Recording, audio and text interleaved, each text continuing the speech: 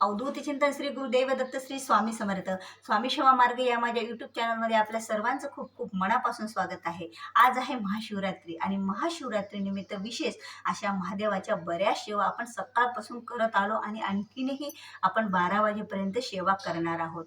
आता महादेवाच्या सेवेमध्ये विशेष अभिषेक, महादेवाला बेलपत्री वाहणे, महादेवाला वेगवेगळ्या पदार्थांचा अभिषेक करणे, त्याच्यामध्ये तूप, दही, दूध, मध, उसाचा रस अशा अनेक पदार्थांनी आपण महादेवाला संतुष्ट करू शकतो अभिषेकद्वारा. आणि त्यानंतर आपण पाण्याचा सुद्धा अभिषेक महादेवाचा करू शकतो. रुद्र पठण करून, शिव महमन पठण करून कोणत्या एका वेळेला तेवढं झालं तेवढं आपल्याला करायचं. आणि सतत आपल्या दिवसभर आस्तोनामध्ये महादेवाचा अष्टाक्षरी पंचाक्षरी मंत्र हा आलेलाच पाहिजे. ओम नमः शिवाय, ओम नमः शिवाय. यामुळे काय होतं, आपले जे पाप असतात जन्मजन्मीचे ते पाप नष्ट होत असतात.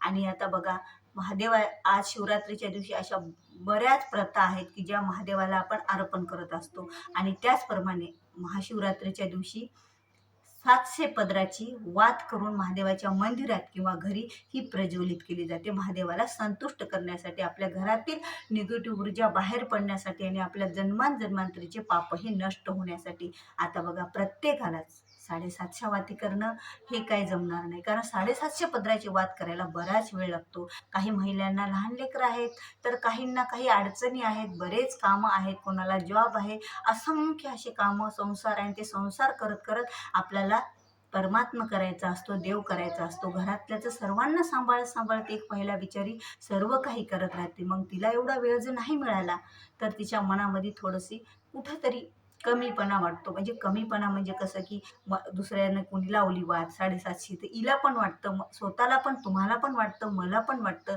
की नाही बाबा, मला पण ही 750 पदराची वात लावा वाटते. जेव्हा ज्या क्षणी तुमच्या मनामध्ये ती इच्छा प्रगट होती ना, त्या क्षणी तुम्हाला ती वात प्रज्वलित करण्याचं पुण्य मिळत असतं बघा. कारण महादेवाला तुमच्या मनातलं सर्व काही समजत असतं. वेळ नाही ना, पण हिच्या मनात इच्छा झाली ना, बस.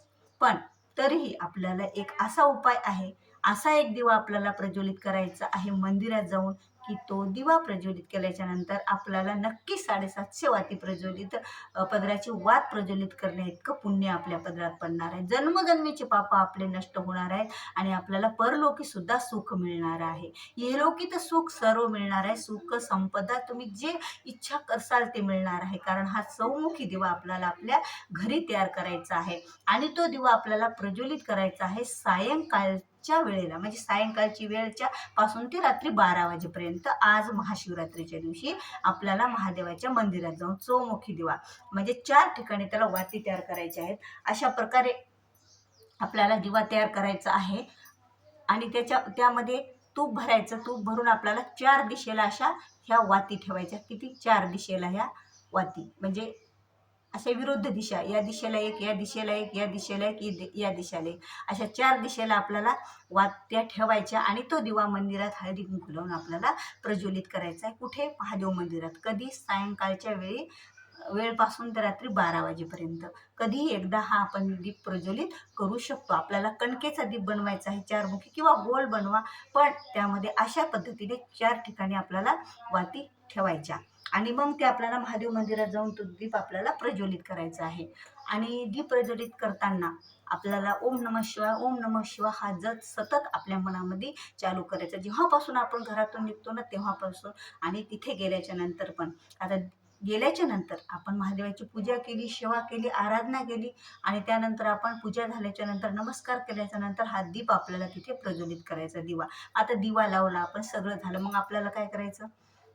दीप प्रज्वलित केला आणि लगेच तसं यायचं नाही. त्या प्रकाशात, त्या दिव्याच्या प्रकाशात आपल्याला थोडा वेळ बसायचं आहे, आपल्या जन्मजन्मींचे पाप नष्ट होण्यासाठी. आणि महादेवाच्या मंदिरामध्ये हा चौमुखी दिव्याचा प्रकाश जेव्हा आपण प्रज्वलित करतो त्यावेळेला आपले जन्मांतरीचे पाप हे नष्ट होत असतात आणि आपल्याला इहलोकी तर आपल्याला सुख प्राप्तच होणार आहे, पण परलोकी सुद्धा आपले भाग्य उजळणार असतं. कारण आपल्याला जन्मांतरीचं बघायचं आहे. या जन्मात नाही तर अनेक जन्मामध्ये आपले पाप नष्ट होऊन पुढचा येणारा जन्म पण आपला सुखात आणि आनंदात जात असतो या चौमुखी दिव्यामुळे. आणि समजा तुमच्यावर कोणी आळ घेतलेला असेल किंवा तुम्हाला कोणता दोष लागलेला असेल, बऱ्याच जणांचे गुन्हे नसतात, कोणता अपराध नसतो, पण त्याच्या पाठीमागे तो दोष लागलेला असतो, एखादा चोरीचा काहीतरी लागलेला असतो, तर तो दोष म्हणजे ते पाप जरी लागलं नसेल किंवा दुसऱ्याने दिले असेल तर ते पूर्णतः नष्ट होत असतं या दिवा प्रज्वलित केल्यामुळे.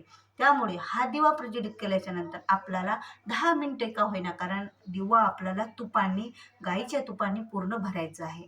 जर गाईचं नसलं तर कोणत्याही तुपाने, पण दिवा हा तुपानेच लावायचा आहे.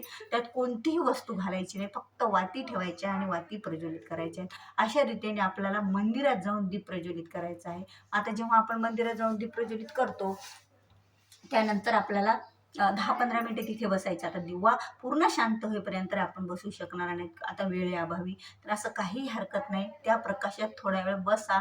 मन लावून एखादं मंत्र, स्तोत्र पठण करा श्री महादेवाचं. एखादा मंत्र म्हणा, ओम नमः नाही कोणता येत ओम नमः शिवाय, तो प्रत्येकालाच हा मंत्र येत असतो. तो मंत्र आपल्याला तिथे बसून म्हणायचा आणि ते म्हणणं झाल्याच्या नंतर सरळ उठून आपल्या घरी यायचं. कुणाच्याही मध्ये घरी जायचं नाही. मंदिरातून निघालो की सरळ आपल्या घरी यायचं आणि थोडा वेळ आपल्या घरी येऊन आपल्या देवघरातील देवांना नमस्कार करून आपल्या घरात बसायचं.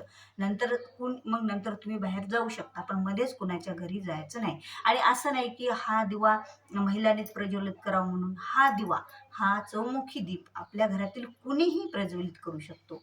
आपल्या घरातलं कुणीही एक जण जाऊन महादेवाच्या मंदिरात एवढ्या वेळेपुरतं, म्हणजे 6 तासात, रात्री 6 ते रात्री 12 वाजेपर्यंत या तासामध्ये आपण कधीही प्रज्वलित करू शकतो. कारण याचं अगणित असं पुण्यफळ आहे आणि सर्वांच्यात आपल्या घरातील सर्व विघ्ने बाहेर पडतात, आपले संकट घरातले बाहेर जातात आणि सर्वावरच श्री महादेवाची विशेष अशी कृपा राहते. कारण आज तर आपण दिवसभर बऱ्याच पूजा आराधना केलेल्या आहेत आणि त्यासोबत ही एक पूजा त्यामध्ये ॲड केली तर आणखीनच भर आला आणि आणखीनच आपलं पुण्य हे वाढलं. कारण आजचा दिवस असा असतो की पुण्य जमा करण्याचा दिवस असतो, पुण्य कमवायचा दिवस असतो. कारण आज जर एक वेळा मंत्र जप केला तर त्याचं 100 वेळा जप केल्याचं पुण्यफळ प्राप्त होत असतं. विचार करा मग.